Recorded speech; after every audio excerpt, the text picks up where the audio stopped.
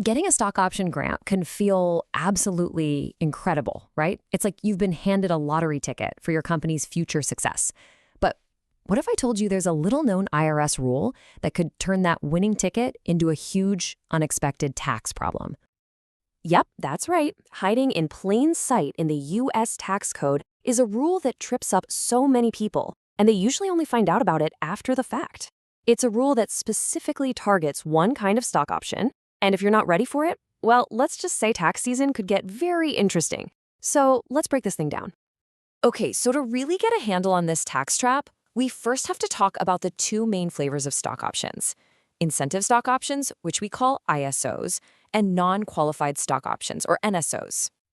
Now, the big difference here really boils down to taxes.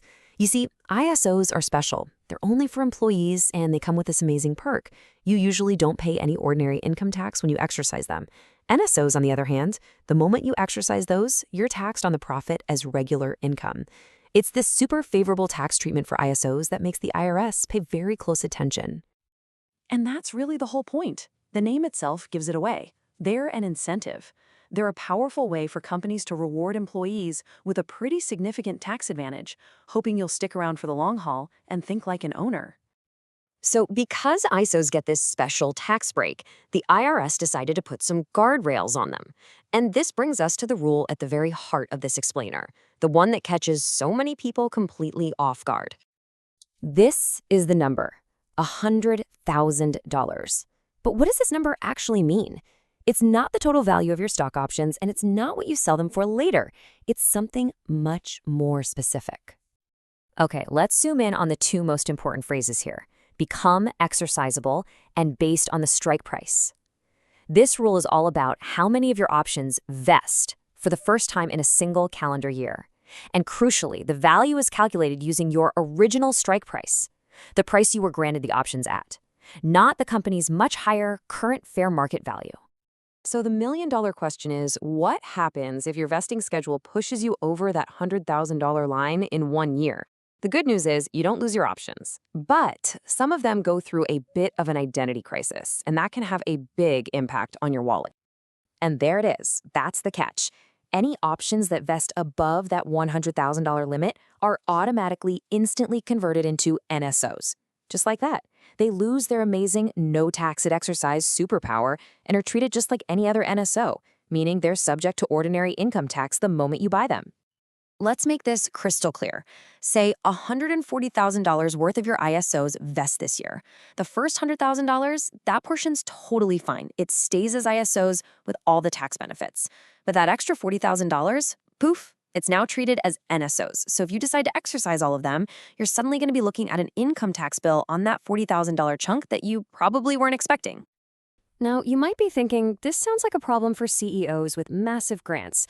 But honestly, this rule can be triggered by some of the most common vesting schedules out there. Let's look at how this can happen to, well, just about anyone. So a few things can set this off. The most common one is a big one-year cliff vest, which we'll dive into in a second. But also things like early exercising your options can do it, because your whole grant could become exercisable at once. It also adds up, so if you get a few different ISO grants over time, they can combine to push you over the limit. And of course, if your company gets acquired, those acceleration clauses can vest a huge chunk of your equity all at once. All right, let's walk through a super common real-world example. Imagine you join a startup and get 400,000 ISOs at $1 strike price. Standard stuff. The grant vests over 4 years, but it has a 1-year cliff. That means you get absolutely nothing for the first 12 months, and then a big chunk becomes available on your 1-year anniversary. So during your first year of employment, 0 options become exercisable. You're just waiting it out. But then, on day 366, which is the start of year 2 for you, bam, 25% of your grant, that's 100,000 options, suddenly becomes yours to exercise. But hold on, it doesn't stop there. For the rest of that same calendar year, you're also vesting more shares every single month. And here's where the trap springs shut. In that second year, the cliff vest alone is worth $100,000. But then you add in all the monthly vesting for the rest of that year, which comes out to another, say, $91,666. The total value of options that become exercisable for you in that one tax year is almost $192,000. You've blown right past the limit. So what's the outcome? The first $100,000 worth of those options are safe. They get to keep their special ISO status. But that extra $91,666, that entire chunk is now considered NSOs. If you exercise them, you will owe ordinary income tax on the spread. And that is the surprise bill that nobody wants and nobody plans for. Okay, I know that was a lot of tax jargon, but this isn't just some theoretical exercise. Really understanding this rule has a direct, real-world impact on your money and lets you make way smarter moves with your equity. Look, the bottom line is this. Knowing about this rule is power. It means you can avoid a shocking tax bill you weren't prepared for. It means you can actually plan ahead for the cash you might need, not just to buy the shares, but to cover the taxes.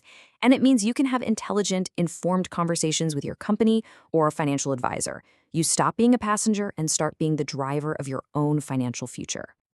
At the end of the day, your equity isn't just numbers on a grant letter. It's a huge piece of your potential wealth. And knowing the rules of the game is the only way you can be sure you're playing it to win. So, the question you have to ask yourself is, are you?